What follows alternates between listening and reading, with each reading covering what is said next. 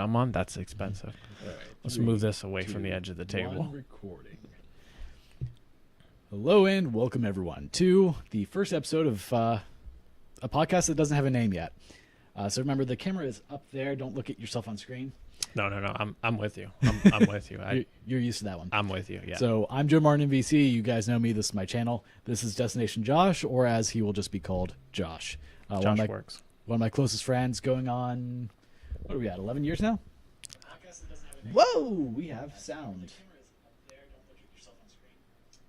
Okay, gotta mute that. That way we have chat up, because otherwise we don't have chat on OBS the way that's set up. Yeah, it's been a while. I know that I met you before the major financial institution that we worked at together. Yeah, I know that was 2014. I want to say it was more like 2011 was when we first met, when we were talking about the CBR. Yeah. Before you picked up the sewing machine. I had a motorcycle phase there for a little bit. Yeah, your sewing machine? Fun. Your whisper drive? Yeah, it didn't kill my back, but I remember borrowing Josh's Lilith, I think is what he called it. I forgot what it was though. It was an R6. But it was fun. But at the same time, when I got mine back, I was happy to be, keeping the back straight. Yeah. Yeah, no. So he had a sport touring, what was it, an FZ06, I think it was? FZ6R? Yamaha FZ6? FZ6, which is sport touring motorcycle. They're it was like a weird hybrid mix. Yeah, so it tried to cater to both crowds a little bit. You've got the more sport setup of the body, but the handlebars are straighter, a little bit taller, to give you a more relaxed position, so you're sitting upright instead of leaning over the tank like you would with a sport bike. It's less aggressive on the wrist, doesn't hurt as much. But the exhaust on it was... It was very quiet. Very quiet. It was...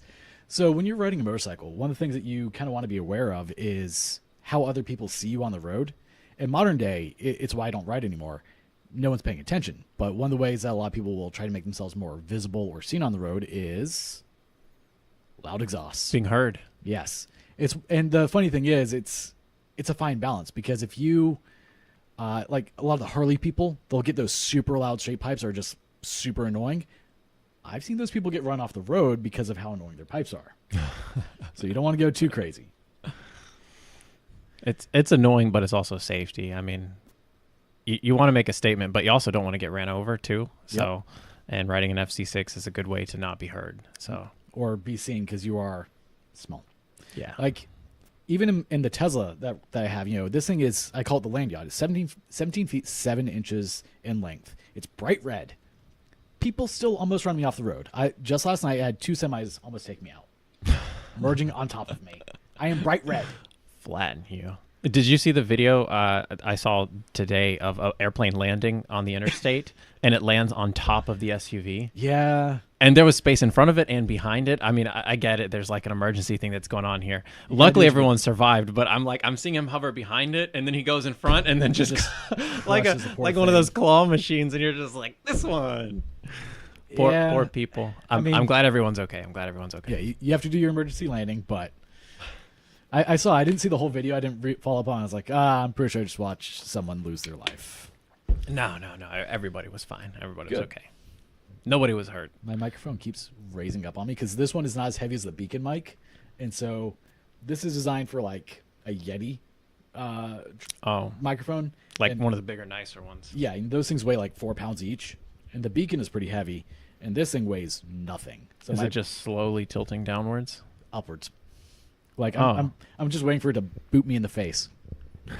It's going to happen. So let's have you tell everyone a little bit about you.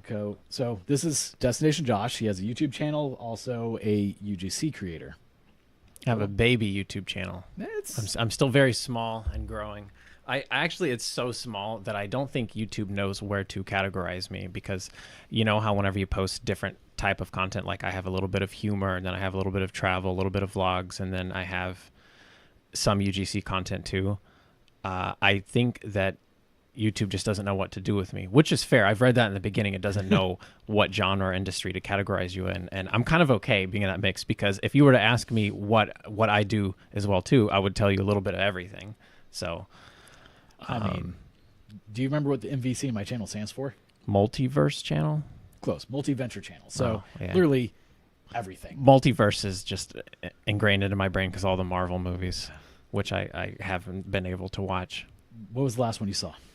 Oh man, the Avengers one where the Hulk is like slamming the dude back and forth in the tower. The last one I saw was Iron Man 2. Yeah. Iron Man 2 was pretty good. I think that's where he has the cheeseburger. Probably. Or something like that. There's always a cheeseburger. Well, I mean, so I remember like at one point there was Fat Thor. Yeah. I don't know. And what then that they was. got shawarma in the end, I think. I think there's shawarma in all of them. There's no spoilers in saying that. That's a mid-credits scene, by the way. So it's also like what, 8 years old now? I try and be careful. I try and be careful. I give you a solid like 1 to 2 years. After that, I don't care about spoilers. Bro, some people are like 1 month, 30 days. Yeah. 2 weeks. If you're like those elitist jerk critics, you have 24 hours to go see it. Well, it's like with Stranger Things right now. I'm just avoiding social media for anything about this because I don't want spoilers. I don't want theories. Are you waiting until New Year's to watch it all in one run? I've already watched the first 4. Oh, okay. So you're in the same thing. They've actually done a very good job about keeping it under wraps. Yeah. The only thing that's been spoiled that I've seen is already in a trailer, and it's a guy driving by the lot in Chattahoochee Hills, Georgia, which I'm a Google Maps freak, so I found the filming location. The WSRK building or whatever, where Robin is broadcasting from, Rockin' Robin, was built. It was a set. The whole thing's a set. And somebody's driving by at night very clearly, and they're driving by the scene where Will's screaming the run, but it's like the blood curdling run, and you can hear him saying Steve run out loud by the guy who's driving by. Okay. So they pulled up at the right second because it is like the dude posted in the comments like, yo, this shit even scared me a little bit. I'm getting out of here. It was good. So that's probably gonna be like, I don't know, episode 5 or 6. We're thinking so, and he's looking upwards, so it's something big. It could be a portal. I'm wondering if it's the first portal open scene. Like, I feel like it's one of those things where in the trailer it looks like something big happens, but when the episode starts, it's just a casual part of regular, so a regular shot. The first 4 episodes of season 5. I'm not gonna go into spoilers for it, so don't worry. You don't have to like tune out for this.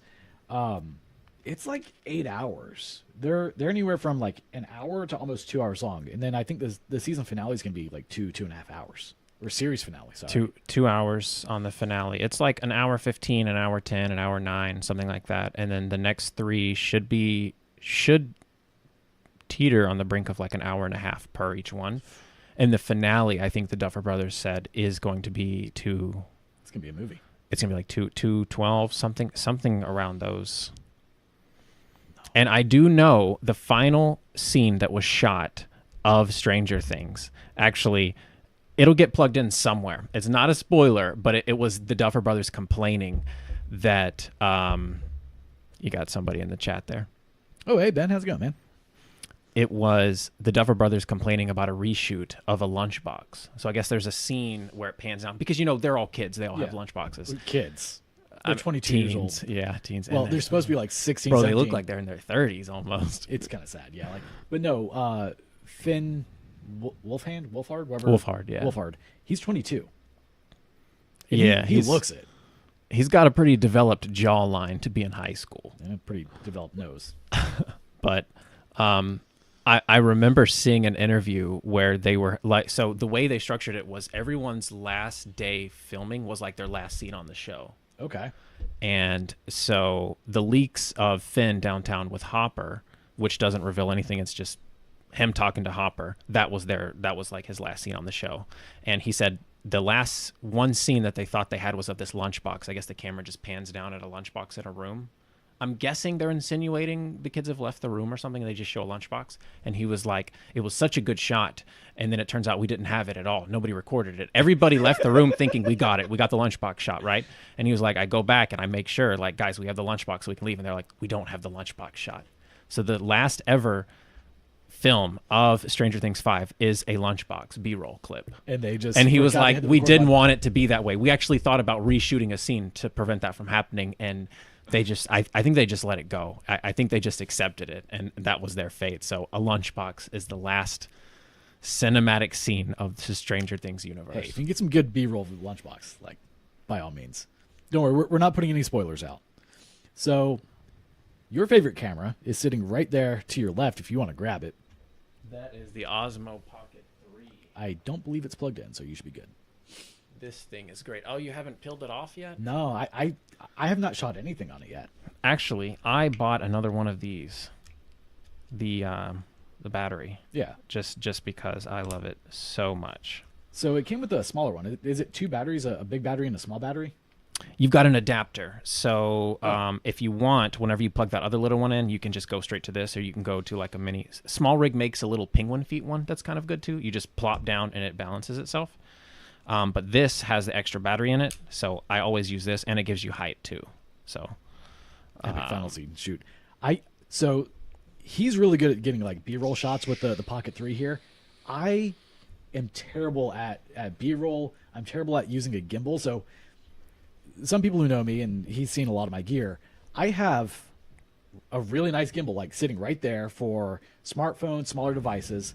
I've got a DJI Ronin S2, which is a like $800 gimbal, or at least it used to be, for full size cameras. do you have that here? It's sitting in the living room.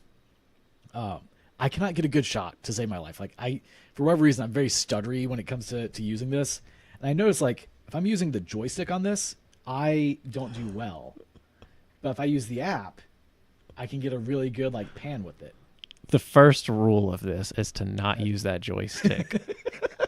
That I use that to just compose the shot, like get it right where I want it, and then fingers off. Or to reorient it, resituate it, recalibrate it, you press it twice, and it'll automatically go. Don't hit it 3 times; it'll switch around, and then you have to switch it back around. Then you'll have to orient the shot again. When you say they'll switch around, that's how you get it to go into portrait mode? Like selfie mode? No, so portrait and landscape. So I know if I turn it like this, okay, cool. Oh, yeah. It turns on, and then I know if I turn it like that, and then I hit continue, it stays on. Yeah. Okay. So right now you're in portrait mode, and this is going to be 3K. But there's a trick where if you want 4K, which by the way this could be another short. By the way, it's like a small little tip video I thought about making. I just haven't gotten around to it. So by all means, take it if you want to. Let me see. I think is it tilt lock? Just a second. Don't care. Yeah, he knows how to use this thing. I bought it. I've yet to play with it. Okay, cancel tilt lock. Let's stay on follow. Follow. There you go. So put yourself in horizontal. Leave it on follow. Shoot like this. You now have 4K portrait mode. Oh, see, that's smart. You now have 3K portrait mode. You now have 4K portrait mode. And so if I triple tap the joystick, that just puts it in selfie mode? Yep. Okay. And so it's going to follow. Once you do that, whatever mode you're on, it's going to follow. Now, there's a little setting in here where if you want to tell it, hey, man, every time I send you around, I want you to find me and make me look good, you just put selfie mode on. So I'm going to send it forward. I'm going to send it backwards. And it's going to stay on me. Automatically goes into face tracking mode. It'll also flip the camera automatically. It's beautiful. So, and then tap it once to dispel whatever method it's on. Interesting. Yeah, so I need him to teach me how to use this thing. So I just put out a video the other day of cutting a 55-gallon drum to make a lid for it. And this would have been really nice if I had it. I recorded that. Did you not have this when you shot it? No, I did that like a month ago. And I just hadn't done anything with it. That's filming in the Stone Age. I know. So. But it would have been really nice to have this thing because this thing has amazing tracking. And so I had to like go back far enough to frame the shot so that way when I rolled the barrel as I'm cutting it, I didn't go out of frame. And so I did a couple of test rolls. I'm like, all right, where's the end? All right, we're still in frame. We're good. And then I started the cut. You can definitely just double tap on the barrel the next shoot that you're at, just follow it and roll it, and it will go with it. Yeah. Yeah, I tested it with something. What was it? Oh, it was Iz, who is under the desk. As long as if it's a person, it does well to keep up with you. If it's an item or an object, it does okay. But if you move too fast, it'll lose you. No, it did fine with him, but it wasn't anything crazy. All right, so why are we 3K60 right now? That is an epic final scene to shoot. To think that all of Stranger Things comes down to what it will come down to when we see it, and to know that the last shot was a lunchbox, I'm ready for it. Yeah, I'm looking forward to it. I hope it's not like a scene that I can kind of predict in my head, which is where like the show ends and they all go their separate ways, and like the camera exits the room and shows a lunchbox, because that would be the final shot of the show. And they said that was just something they had to reshoot. So that was the final take, but he didn't say where it goes in. So that there's a theory about D&D, which I won't go into because I don't want anyone to think that I support it. I'm actually afraid of it. I'm very afraid of it because I think it has a potential to be the actual ending of the show. Oh no. And it would, I would be heartbroken to think. I know what this theory is. Yeah. And I'm going to voice it. I don't want it to come true. I don't want it to come true. It would invalidate a lot of cool things that happened. So the theory is that the whole show is a D&D campaign. And it's, I'm no.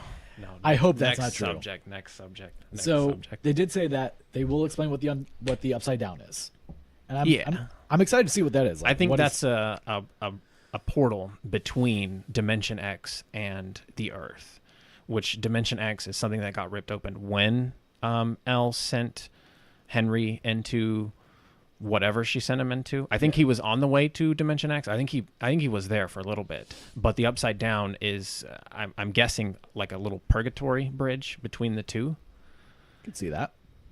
And So he got trapped in there because of whatever telekinetic. it's cold. It's always cold in there for one There's thing. no water. So That's why. No, can't say that. That was almost. I mean, it doesn't spoil anything, but it's a scene from episode 3. I would hold it then. Hold Yeah. it just in case. But as there's no water in the upside down, we've noticed, and it seems That like swimming pool where Barb died was empty. it was. God. So, what are some of the projects you're working on currently? Like, in general, in life, in business, online presence, UGC stuff at the moment. We'll go into business stuff soon. content for brands. Okay, well, right before I drove here, I shot 2 packs of talking head B-roll, which I have to edit and then send. Fun fact: the company who I'm working with on this sent the wrong script the first time, and I had to correct them. Like, for example, since it's not out yet, I can't say who it is and what the product is. I can just say it's a drink. Let's say, for example, you get sent Coke and then a Diet Coke, and then they're like, hey, film the first scene with the cherry Coke that we sent you. And you're like, what cherry Coke? So you go back and forth for like 2 weeks, and you eventually get it ironed out, and they're like, hey, we got you some new scripts. Just start filming in a week and make sure you get this updated. And then you get the new scripts today, which I did. And then it says script 1, cherry Coke. And I'm like, hey guys, just open the script. What are we coming full circle here? I don't have that product. You never sent me that product. And they're like, oh, just skip it. And I said, okay, script 2, that's fine. Script 3. You guys didn't send me this product either. Let's just say it's the lime Diet Coke, for example. Did you say, well, do you guys want to send me that? I'll do the video.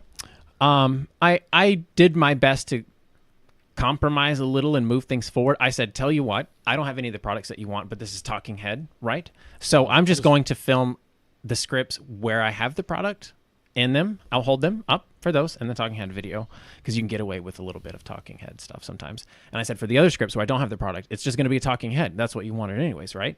So I just won't incorporate the water in it. You'll just have my face. That's it. And then they can overlay the B-roll however they need. They handle the editing, not me. Which is convenient. Like, the editing is the part that I hate with all of this, like the whole YouTube channel side of things. I don't like editing. I'm bad at it. It is like, I don't do anything flashy. You guys who have seen my videos, you know, it is just a fade in and fade out between scenes and speed up and slow down. There have been a couple where I do some fancy fun stuff, and I do like tracking, or I'll do like vignette and a picture in picture. The one that was probably the dumbest thing I've done, it was a detailing video that I was doing. I think it was a ceramic coat or something. I don't remember. And there was a bee that was just like following me around. And I spent 2 hours doing tracking on this bee to put text under it. No good reason to do it. It was just fun. It was a complete waste of time. I don't think anyone noticed it in the video. Fun fact, there's like a button for that now in Premiere Pro. Yeah, it didn't exist 2 years ago. Yeah. We back in my day, we had to rotoscope everything by hand. So Keyframe every 5 when you frames. go through a year of that, it's very easy to just say, how about we just don't ever do this again? Yeah, because literally, it was, I think, 20, 30 seconds. It took me 2 hours. You don't know how long it takes sometimes. 10 seconds of footage can be an hour of editing. Yep. I remember when I was working on your computer unboxing video. This is eons ago when I lived at Cayenne Way. I think I was halfway through it, and I distinctly remember sending you a text. I said, I predict this 8 to 10 minute video will be done in 12 hours. and that's because I was pulling out all the stops, man. You were unboxing. You had the knife. It never did get finished, by the way. It did not. It did not. So much happened. Matter of fact, I think that project is still like on my laptop. If I open it and open Premiere, it'll probably. But it's on that MacBook Air, that really old one. I still have it. It still works. Just don't watch YouTube in 4K. The 2011 or 2014 one I gave you? Yeah. Yeah, I still have it, man. It works. Just don't click HD on any video. Watch it in 1080p and appreciate it. It's a good little workhorse though. It'll put in some work. I mean, that thing put in a lot of work when I was using it. Yeah. And then I swapped over to actually the Acer Predator that's over there, a gaming PC. I would bring that in. So we worked overnights at this financial institution. I would bring that in. I would be gaming it. I actually streamed while we were at work a couple times and it wasn't good. Just a couple? A few times. We basically helped Dead Cells get all of their alpha bugs ironed out on this thing from the hours of 10 p.m. Central Time till 6 a.m. And I can safely say that because we're a little bit far away from that financial institution at this time. Going back there. Are you gonna interview? Are you gonna interview chickens? Chickens? No. Chickens? So I really hate that there's this little heart here. Can you swipe up? Yeah. Sorry, Ben. We're trying to read your message. He actually did say chickens. Okay. I mean, Joe's mic is a bit lower than Josh's. Is it? Well, it's. And that's funny that you say that because we were trying to test audio right before we went live, and I was worried that since I'm not like head on, that mine may not come off great. So it's funny that mine is good and yours is the one who's struggling a little bit. Yeah.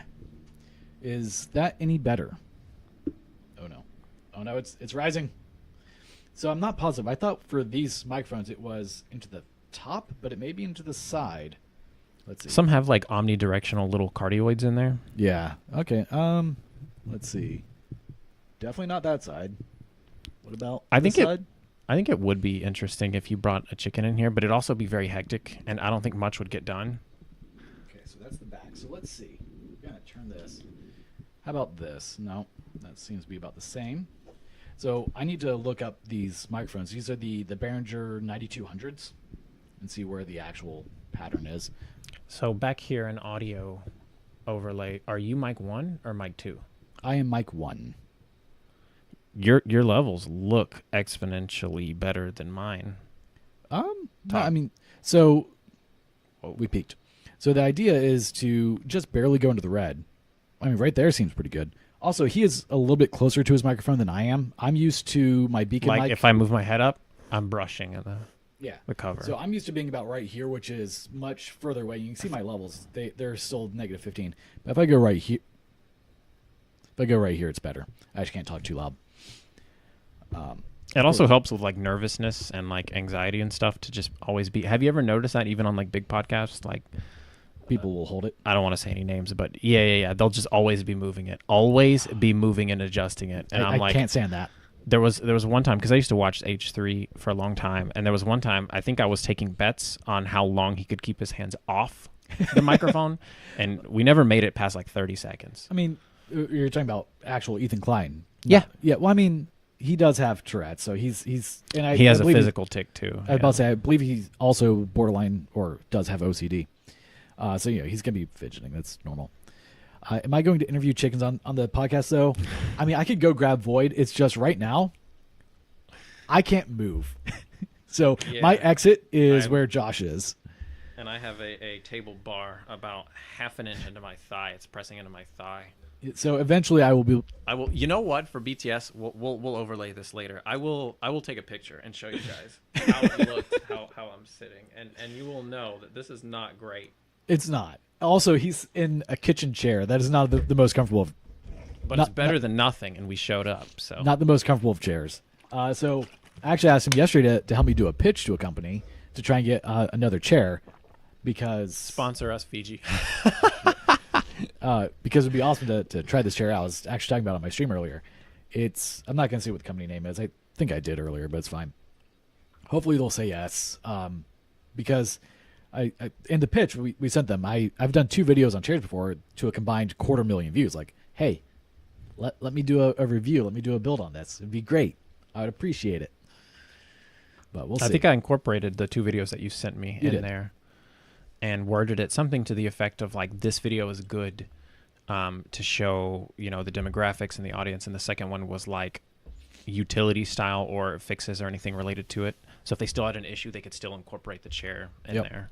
So funnily enough, the reason that first one that I sent you, the RSP11, the one that actually AJ used for a long time, it was that chair. Before the shack chair? Yeah, but he still has the shack chair. Yeah. No, the one that's out behind the shop, I think still. Oh, the respawn chair. Yes. Yeah, that was Misha's smoking chair for a while too. And I think even he decided to just put a board on stones and sit on that. So he passed that up for wood too. Yeah, I mean it was not a comfortable chair. No, no disrespect to that. I learned that the reason that video kicked off so well was because Respawn actually would send my video to customers when they asked like how to build it. And so I didn't know that. Like, Respawn never reached out to me. Thanks, guys. Would have been nice. Anyway. We need to talk about whitelisting on the next podcast. That's worth so. How long have they been doing that for? I don't think they do it anymore, but since the beginning. So for a few years? Yeah. Woo! Yep. And the only reason I learned about it was because someone commented like, "Oh, Respawn customer support sent me your video." Because I had questions about how to put the back on or something. I don't remember. So, if anything, it's likely that Respawn has newer, better chairs.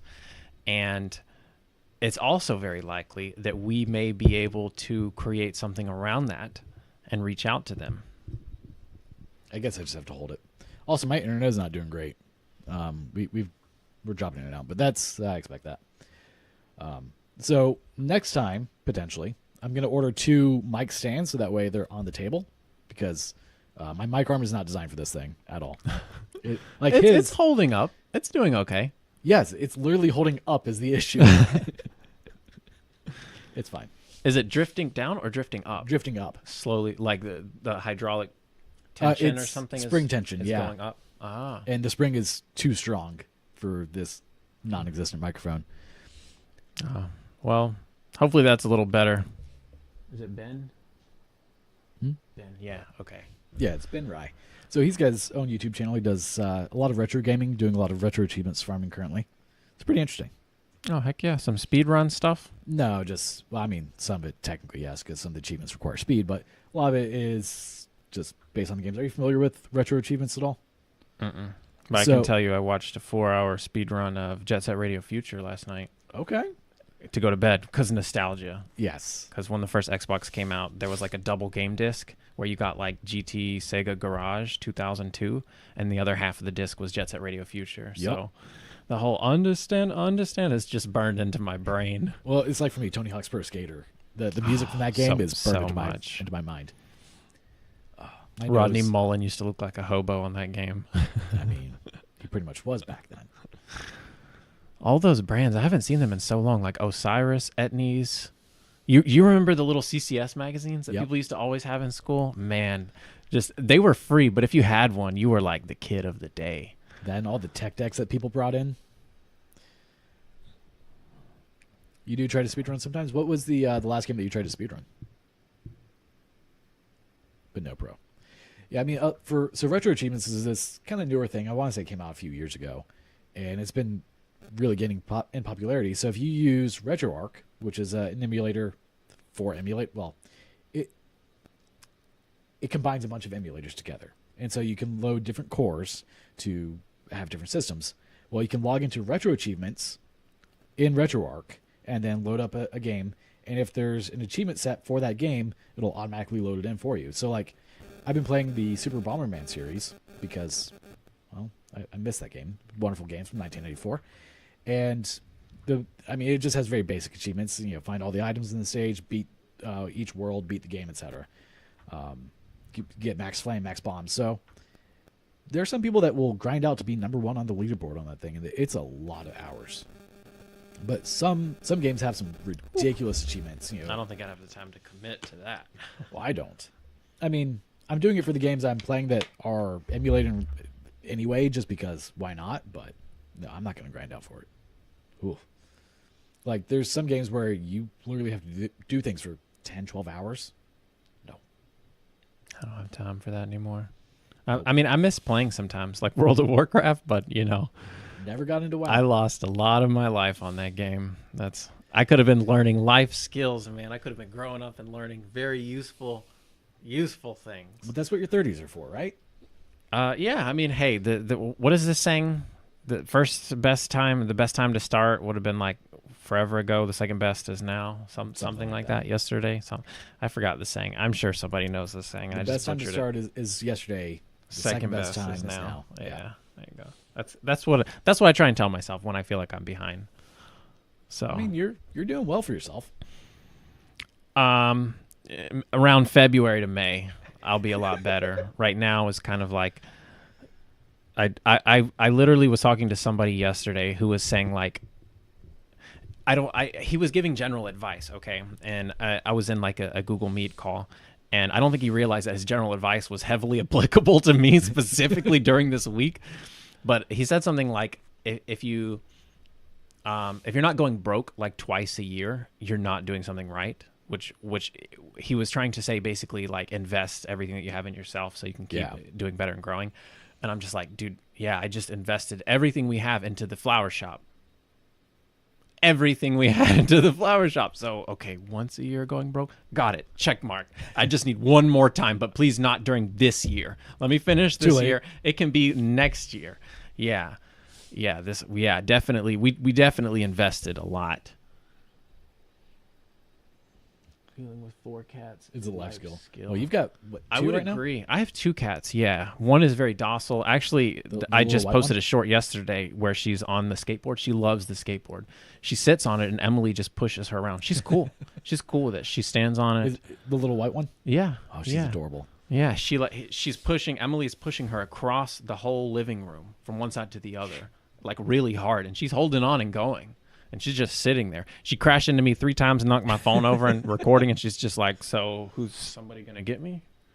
So I installed an EV charger for him at his house. And during that whole process, this cute little white kitten is just like all over me the whole time. She was just a baby then. Yeah. Just crawling all over me. Because didn't you say you found her in a dumpster or something? Kate found her. She was quick to be given away. She's a flame point Siamese, so she's a rare breed. Beautiful. But we think she has hearing problems because she doesn't respond. That, or she just has genetically modified Xanax DNA. Or she's just a cat. Because, like, picture 2 cats in a living room and you roll up a vacuum between them. They're already spooked. You turn it on. Most cats would flee. Well, Vasa, the one cat, he does flee. She's just like, oh, okay. What's that? Vacuum? All right, that's cool. Yeah, that cat was adorable the whole time. I'm dealing with high voltage electricity, 240 volts, and this cat's like, hi, like no, get your paw away from the 240 volts. Yes. God. And now she has 8 lives. Oh, hi, Is. Bye, Is. We can't have Doggo Cam right now because we are using the Doggo Cam as we stole his camera. We did. I have to redo my whole office after this, by the way. Oh, thank you. That was a cold nose on my foot. Oh, are you gonna make yourself seen? There we go. We have a great one. I like this one. Is this which light is that? That's the one that you got me. That is not the Govee. The Govee is probably right there as well. Or it might be out the box. There. Yeah. Man, you got stuff like I do. Stuff you didn't even open yet. Well, we were supposed to do that video on it. You need to flip that one around so that it just cascades off the wall instead of coming straight. Eventually. Hi, Is. On the next studio update. Well, hopefully, when I actually build a studio, it'll be out there. It'll be a 20 by 20 room where we won't be in a small, tiny section that is 10 feet by 5 feet. Maybe. Not even. 4 feet. Just for comparison, though, before you close this studio down, make sure you take one photo, like before you start taking stuff out, just so you always, have it encapsulated in time. Just put your phone at the top. Just do like a GoPro lens or the wide-angle lens. Yeah. Hi, Is. I think someone wants attention. God. What's up, boy? Are you having trouble backing out now? Did you mess up? I think you did. When I make mistakes, I just like to stay silent and admit nothing. I mean, that's usually the best advice. Don't talk. God. Oh, man, my allergies are going crazy today. It's been terrible. Can't breathe. Are you back out? Nope. Keep going. Keep going. Thank you. Our guest Keep it going, has left. going. Keep it going, going, going. Dog. So Yeah, he just left. Doggo. And he's back. Hey, Kiwi. He's staring at me. We're not doing this. You know the words for the end of stream. This is not it. Don't wink at me. That's really creepy. I hate You got about 10 minutes. Change text, tag, and title. What's he wanting? He just wants to play. Ah, okay. I'm surprised he hasn't brought you Lamb Chop yet. Lamb chop? Yeah, he has a little Lamb Chop toy. Oh. You know, this is the song that never ends. Actually, is it? It is not under me. I had to check. You know what I love doing when I remove this? Every single time. Oh, so It comes with this little like tripod. The creator kit comes with this tripod, little leg thingy, and this is so cool. I put it on my DSLR. I put it on lights. I put it on everything because it, has the quarter screw. So this thing is perfect. all right. You said the quarter screw. What is the actual thread pitch? I think it's like one. Is it 120? No, 1/4. Quarter 20. Yeah. Oh yeah, So- there you go. Quarter dash 20. That is the standard for cameras. So FPL came out today. They did a meter test. Oh boy. They did confirm that the meter is accurate, which I assumed it was. Okay. So backstory. I've been dealing with my utility company here, Florida Power and Light. They're the power utility. I am mostly off grid. I have solar panels. I have Tesla batteries. I don't use their power except for one thing. My nose is acting up. And that one thing is I'm part of the FPL EV program, or FPL Evolution program. In this program, the way that it works is they give you a charger. It is owned, operated, and maintained by Florida Power and Light.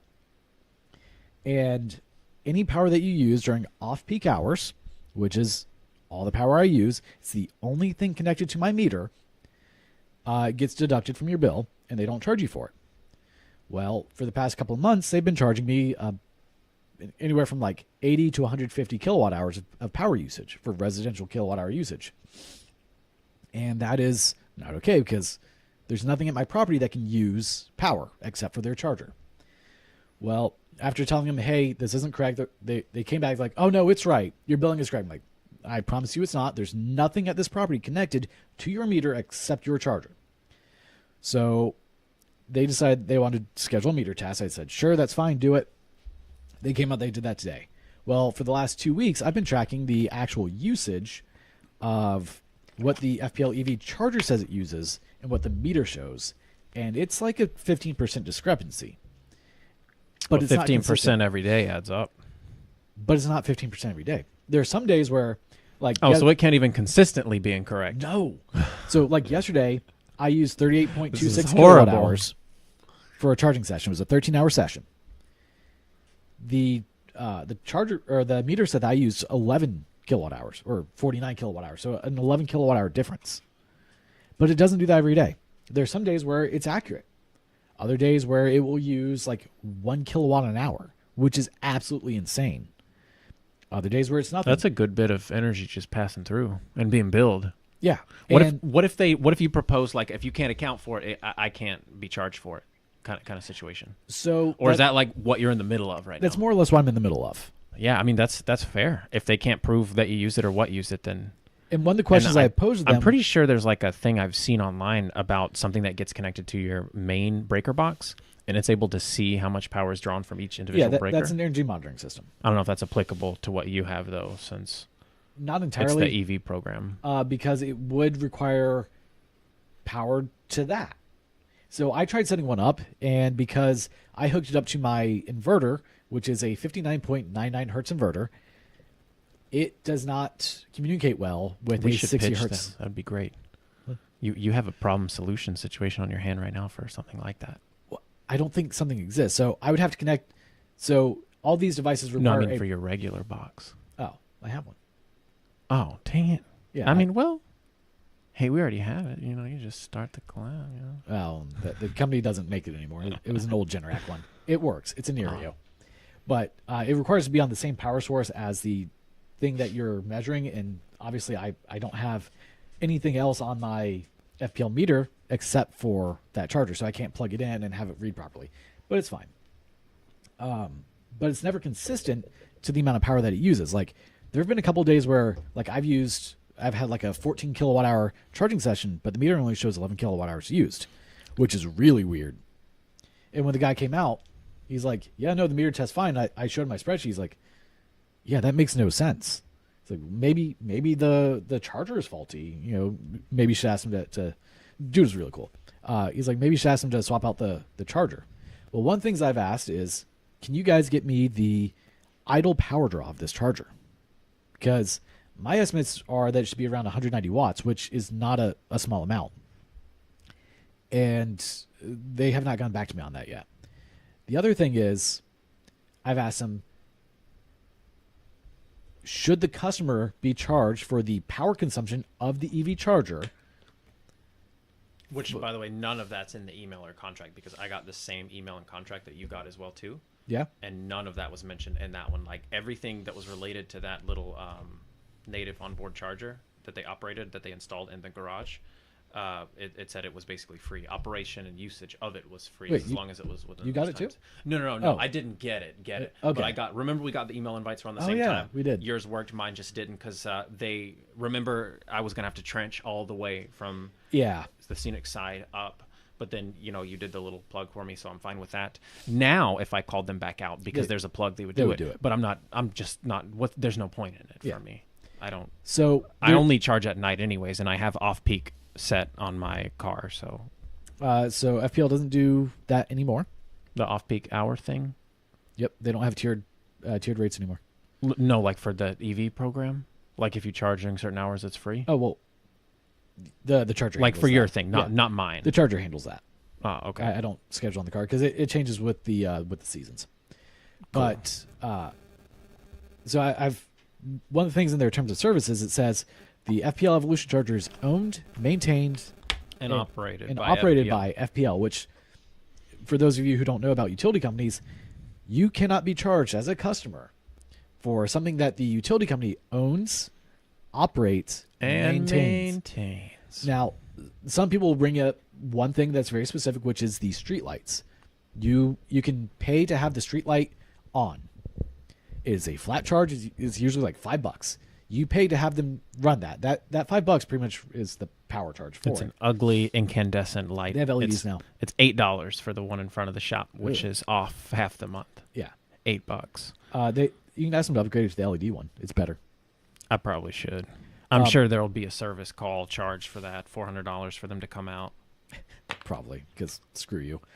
But anything that's owned, operated, maintained by the utility company, they cannot charge you for. So the crux of my argument is going to be, okay, you cannot charge me for the power that goes through the meter to operate this charger. The only thing that you can charge me for is anything that's used during the on-peak hours, which I have the charger set up to where it does not do that. It's a setting in their own app. So if it were to fail and it were to start charging on peak, I would then have room to also argue that and be like, well, your service, your application failed and caused it to happen. So, which it hasn't, so that's not an issue. But we're waiting to see what they say. I had to file a public service commission complaint, which is terrible, but it's what we had to do. You got the ball rolling. So the funny thing is, I just got an email back today from AT&T where they hit fiber. They hit a water line twice. Oh, 2 times in one spot. You remember a few months back that triangle area of Creighton, Tippin, and Langley, that Bermuda Triangle? Yep. They got, specifically that area got a boil water notice. Yeah. That's because AT&T hit the line multiple times and shut down the whole block.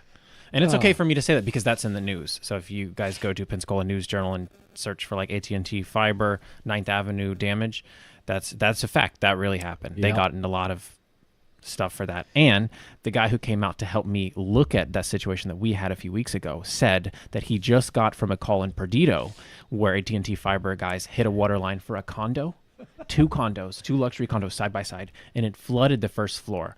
So he was like, dude, I went in there and there's an 80-year-old grandma with like a Tupperware thing, just shoveling out water, just doing her best. And she's 80 and she's just, and he said the city got involved immediately. Oh yeah. And I don't know. Woo. So I don't expect any of you to know this because why would you know random facts about Pensacola? They do now. Well, FPL sucks. Well, that's a... Hey, fun fact, FPL took over around the time that Mandalorian was gaining traction, and we have something, iconic monument landmark here called the Graffiti Bridge, and I have a photo of it. I'll send it to you if you want to post it on this. One of the first paintings that was done on the Graffiti Bridge is when FPL took over, and it was Boba Fett, and it was in white letters, FPL wants tribute. And if any of you guys watch Mandalorian, you know exactly what that means. Oh, man. And they took tribute over and over and over again. They just got the largest rate increase approval in utility history. Woo. Yep. I have a photo of that, too. But Pensacola is known for having one of the oldest water systems in the southeast, potentially in the country, actually. A lot of the pipes that we had were not actually modern piping. They were like either clay or cast iron. Degradable piping. Yeah. And so anytime one of these pipes breaks, it is a major issue if it's still the old piping. And they've been going through the last 15, 20 years to replace these pipes to make them to where they can actually be serviced because they are completely unserviceable. Me too. It was a very good show. I think there's a movie coming out, actually, of The Mandalorian and Baby Grogu. So they're getting their own. I don't know if there's another season coming. There probably is, but I know there's a movie in the works. Pedro Pascal talked about it during his Fantastic Four interview about future things, but he wouldn't give too much info. Probably can't. You'd probably get in a lot of trouble if you did. A lot of NDAs in Hollywood. A lot of NDAs. Even in some of the brand deals I do. Like I just finished one 2 days ago, and I got a hot date for it, which is like when you can't post content before a certain date. So like, let's say Neutrogena is dropping this new forehead wrinkling cream. They'll go back and forth with you on the deliverables, and then once it's done and they like everything, they'll tell you like your hot date will be December 16th, for example. So that means on December 16th you post. Before then, you don't post, you don't talk about, you don't know, you don't have it. Which, fun fact, that is why you see a lot of like MKBHD's videos. When it starts, he'll be like showing like DJI Osmo or something on day one. It just released. Nobody has it. Yeah. And you ever notice every single one of his videos starts with, so I've been using this for 2 weeks. Yep. And that glosses right by the average consumer. But when you get into tech reviews and stuff like that, you're like, wait a minute. Yeah. So this is for review. If you ever see people like that out in public, start paying attention to what they have on them. Chances are you're in the alpha of something being used. Really? Sigourney Weaver is going to be in the movie. In the new Mandalorian movie? It's going to bed. Okay, I'm not going to lie. I didn't even know she was still alive. Sigourney. Oh, yeah, of course. That's the alien chick, right? Yeah. Yeah. Oh, yeah, dude. She's definitely alive. And by the way, the old lady in Freaky Friday and Halloween is still alive, too. If you're looking for old nanas who still look good. Jamie Lee Curtis. Oh. Jamie Lee Curtis. Please don't kill me. It was on the tip of my tongue. I had nothing. So I don't usually know like anything pop culture. I'm so out of all of it. I mean, she's pretty good actor. Been there, been up there in a lot for a while. I know the name, I know the face, but I can't tell you anything she's been in. Well, Freaky Friday with Lindsay Lohan, early 2000s. Yep. And then every Halloween movie, every Halloween. I mean, she was. Yeah. Yeah, she was. Like Halloween Town, I believe, or she wasn't in Halloween Town. Halloween Town. What's that other one? I don't know the names. I should know it, but you should. You are the Halloween. I just person. know she's definitely in Halloween. Halloween Ends. Halloween Kills. Halloween Ends. She's in all three of them for sure. I will take your word for it. For sure. One thing that I'm noticing that we need is a light behind this because there's a lot of shadows that are being explored. And so I've got my fill light in back here to help a little bit because it was very dark. Okay, so yeah, somebody gets me. I'm trying to get sponsored. Actually, fun fact, I am actually in talks with Fiji Water for. Are you allowed to say that? I am. They had me as part of a pitch for a project. I had to type in huge letters, Fiji, I want to work together, something like that. Hold it up in front of a backdrop, contrasting backdrop, and then second, put it in a fridge, and then take a photo. To prove that you're real? Right. Or, no, I think it's just dedication and effort. How far are you willing to go? Because a lot of people see that whenever you apply to work with brands, there's this new thing that's coming around, and it's only on the bigger brands too, where they want, I forgot their word for it, but basically it's something like they want you to do not like a CV or a cover sheet, but like a little intro video. But it's not an intro video. It's not a pitch video. It's like a requirement as you're part of applying. I can't just essentially think of the word, like an introductory video or. But it's not. It's not that, because you send that you'll send an intro, you'll send your pitch, but beyond that, sometimes you'll get a message that'll say like, you need to do this as well too, or in addition to your intro video, I'm gonna go get it. So one thing that I'm gonna say, next podcast that we do, if I have the table mounts, don't hit the table. Oh, I mean, yeah, you should see when he walked by. This whole thing looked like the Titanic after it hit the iceberg. Not that. So like right now, it's not too crazy. Like you see it picks up. Okay. Once we have them on the table and you do any of that, you're hitting all of it, it's going to cause them to peak like every single time.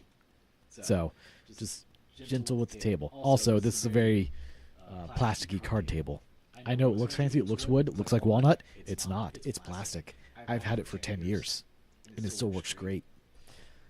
But this is all it's used for. But no, we need some fill lighting going this way because there's a lot of shadows that I see on both of us. So I need to fix that. But I don't have... I guess I could... The issue is there's not a lot of room right here. So if I were to take a photo and show you guys... I'll post it in Discord so you guys can see. You can appreciate it. No, I don't want to see my face. All right, let's post this on Discord for you guys to understand. Did we plan to wear opposite colors? We did not. We've been asked to explain what UGC is for the layman. Think you could hit that? I can safely do that. I can. A little closer. I can definitely safely do that. Are these questions separate from the chat? Yeah, it was online. So. Ah, okay. So that is basically where you work with brands and for brands, and you make content for them. So think of it as the best way or easiest way that I would describe it is the idea of a review, but in the form of a video, but a well done one and to the point, not rambling, which is why I write a lot of my scripts, because if I just take a product and sit down and try and go at it, it'll end up being, if my goal is to make a 1-minute video, I'll have 15 minutes of footage, and then I have to go through and I've never figure known you out. once to ramble. You're always directed to the point. I'm very particular on that stuff. So that's just, so you've seen 5 videos. There have been 95 that I've cut and deleted. Oh yeah, every time. So scripting does help. And I will say, I even saw some BTS of MKBHD. All of his scripts are written for him by his team.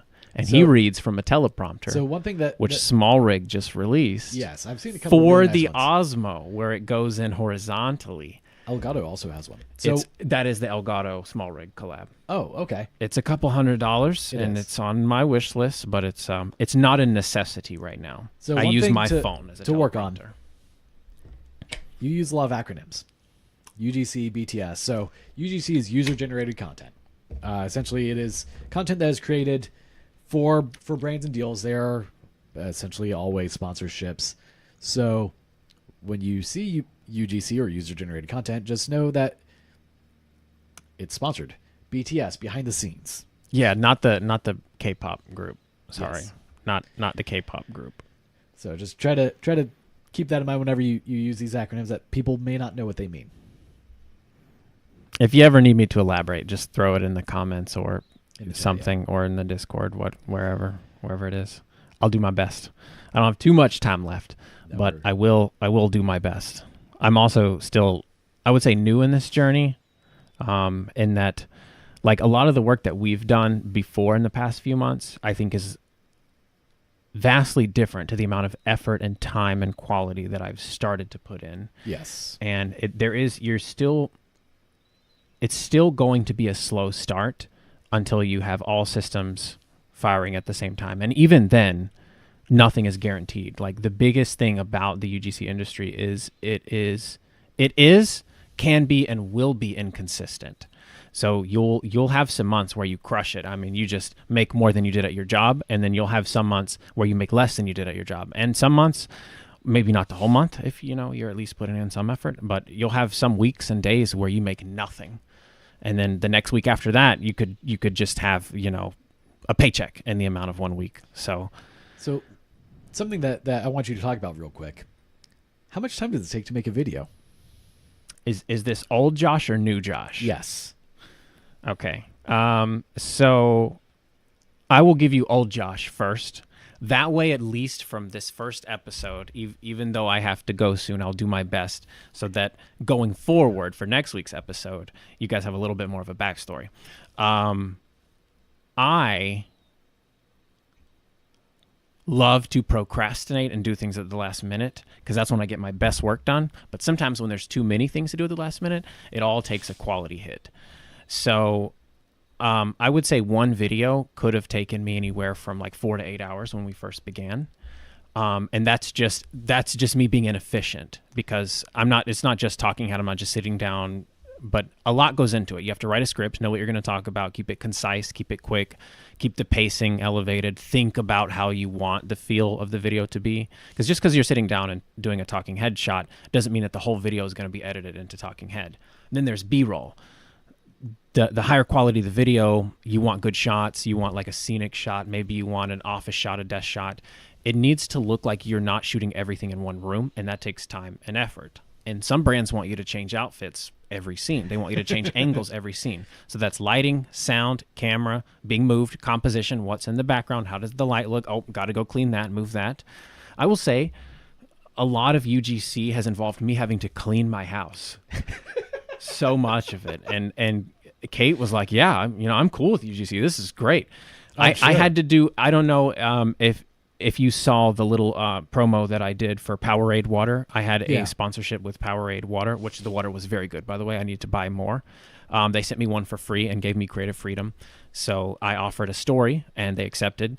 There's a 0.7 second shot where I'm opening the fridge and you see the water.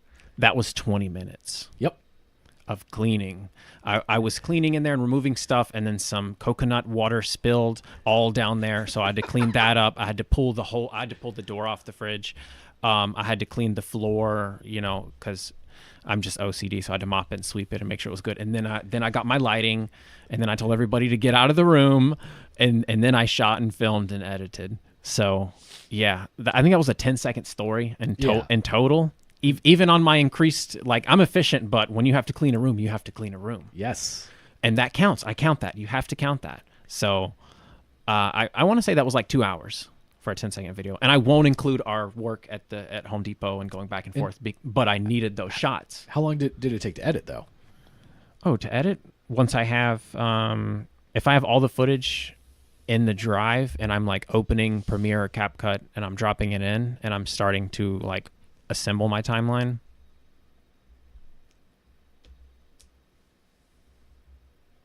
10 minutes. That's it? That's not bad. Was a 10-second story. I can't fit much more at 1 sec. Every second it needs to change. See, I really struggle. You need high octane. You need fast pace. But that's why I ask for creative freedom sometimes. Yeah. If they want to structure it, it'll take me a little bit more time to edit. But on promo deals like those, usually I angle towards like story content, fast paced, high octane, promo and flashy, and they love it.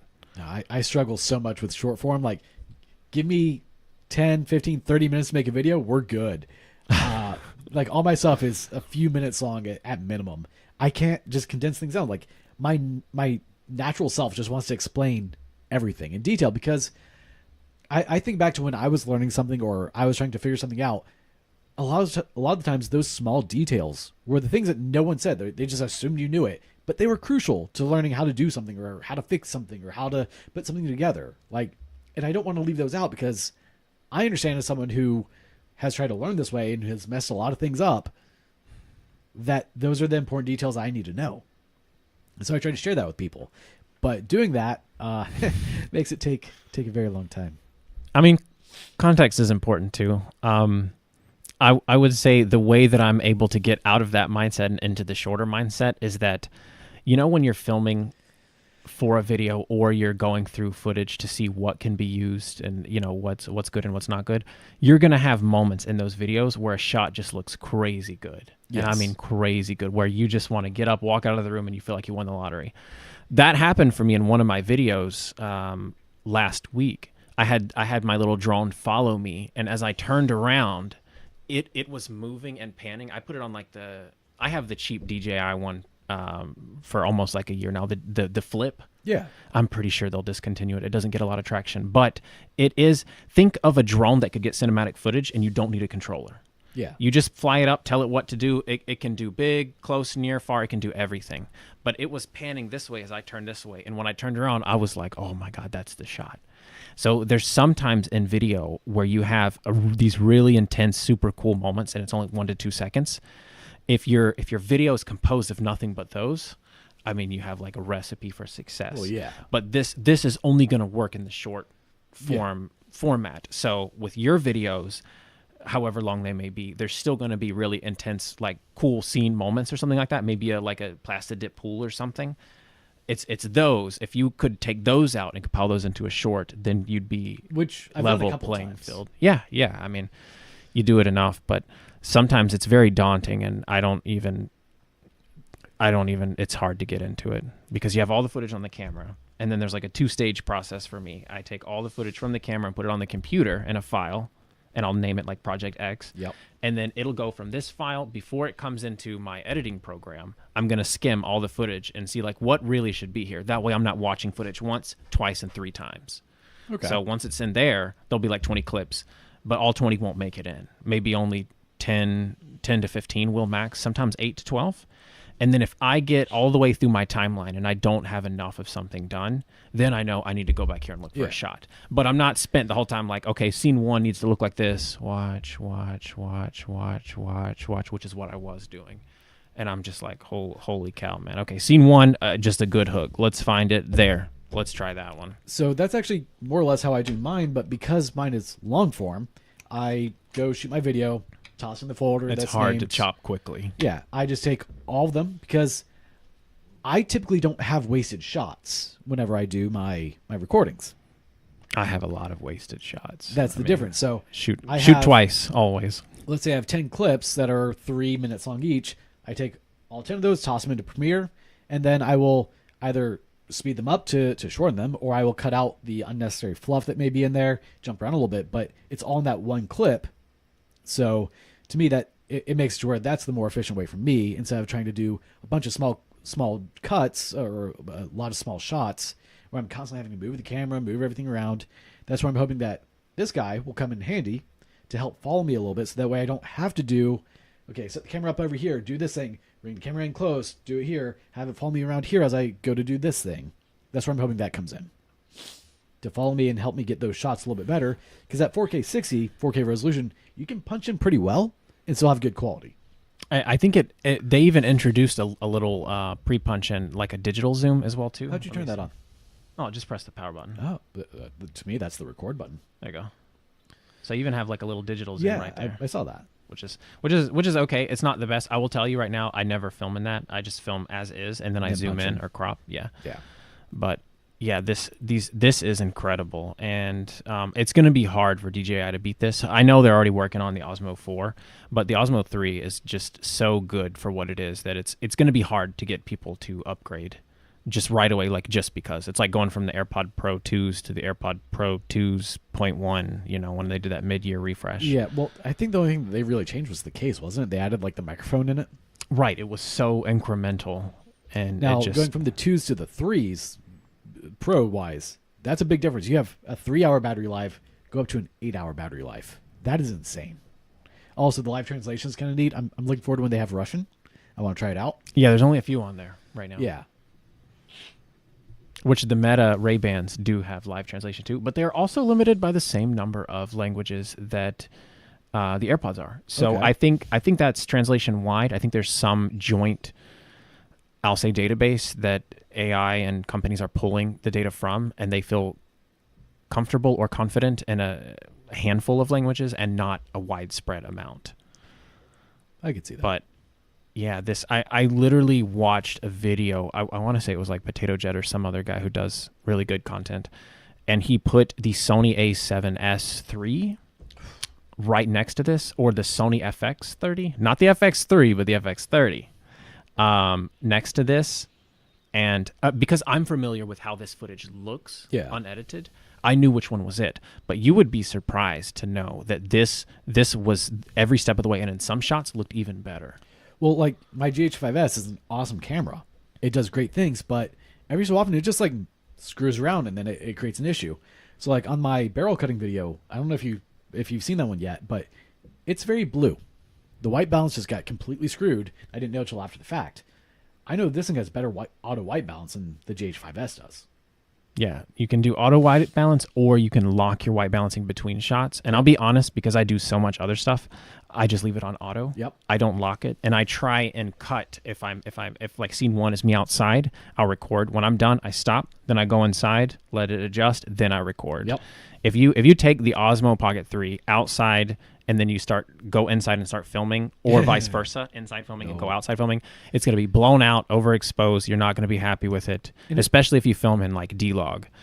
So it doesn't take that long to adjust. It's like, what, 30 seconds for it to go from full exposure back to regular? Matter of fact, just by going into the settings and trying to find what your white balance number has changed to, it's already adjusted itself. Well, yeah. So, but the one thing that I do on this, which maybe you should do, is lock your exposure to negative 3 or negative 7, negative 0.3 or negative 0.7. You're there. I'm just gonna go ahead and do this for you right now. Yeah, so I haven't messed with this thing yet at all. So, what is your reasoning for that?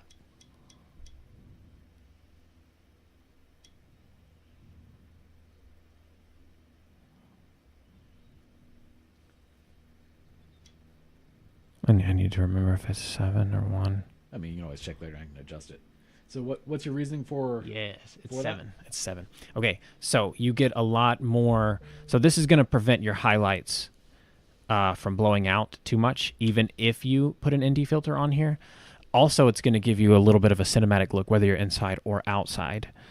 So, for example, if you're shooting something and you go outside and your camera angles up towards the sky, right away the trees and everything else will look really good, but you're going to notice that the sky is blown out and doesn't really have that color, even if you adjust white balance again.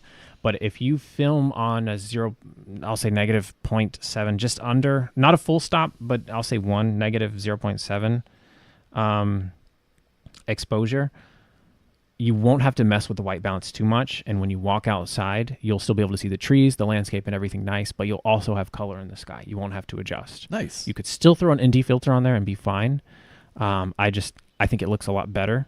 And I got the tip from quite a few people who, whenever I first got the Osmo Pocket 3, I also watched tips and tricks videos. And almost every single one of them religiously was like, change your exposure now. And I'm like, you know what? Let me try it. So I shot a few videos without messing with it, and I shot a few videos with using it. And I pretty much came to the conclusion I'm leaving that on. Fair enough. I still need to play with it. I have one video in mind. It's one I told you about, building the table. I have to go buy the materials for it. And you got the mic too for this as well, yep, right? It's right over there. Should be. Yeah. And you, let's see. So, yeah, whenever you turn this on, did you charge it? Well, technically yes, but it may be dead. Okay. Hey, it's alive. Okay, so we're on. The battery grip just randomly died on me the other day. Like, it went from 100 to 0. Yes, perfect. There we go. Yeah. All right. Has not been turned on. It's at 60% now. Cool. Sweet.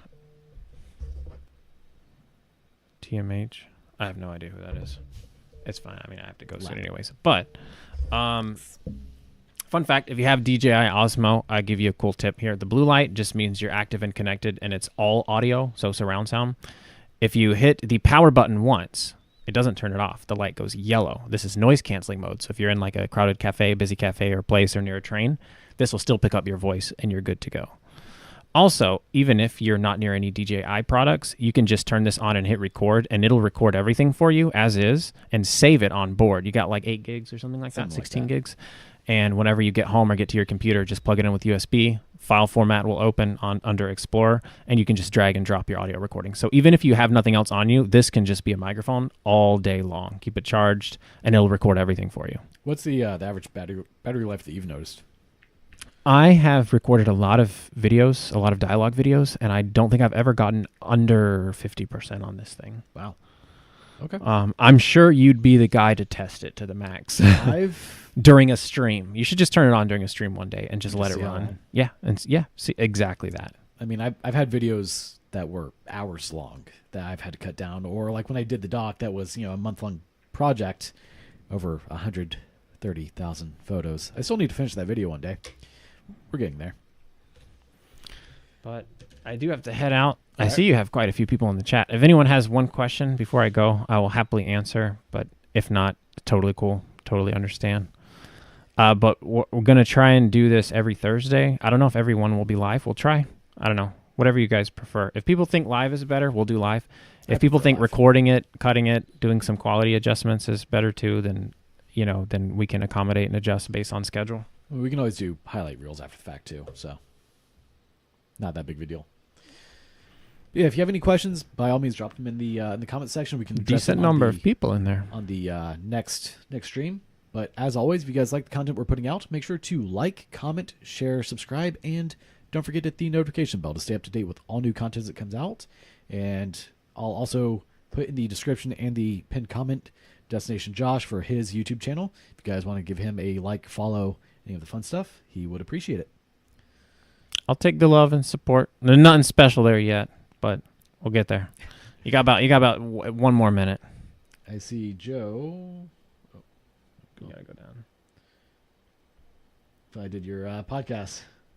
Yes, indeed. Man, you jumped in at the end. So, since this is live, will this, once we're done, will they be able to watch this back? They will, yep. Right? Okay, cool. Yeah, that's Caleb. Caleb's a great dude. So, Mr. Caleb, unfortunately, I have to go in 1 minute, but you'll be able to rewatch the whole thing back, and you'll learn a little bit about what I do. But we'll be back here next Thursday. That's the goal. Sounds good. Well, thank you, Josh, and everyone. You have a wonderful day. They got 1 minute left. That was my phone. That thump was my phone. It just fell. Everyone, have a wonderful day and/or night, and until next time, take care.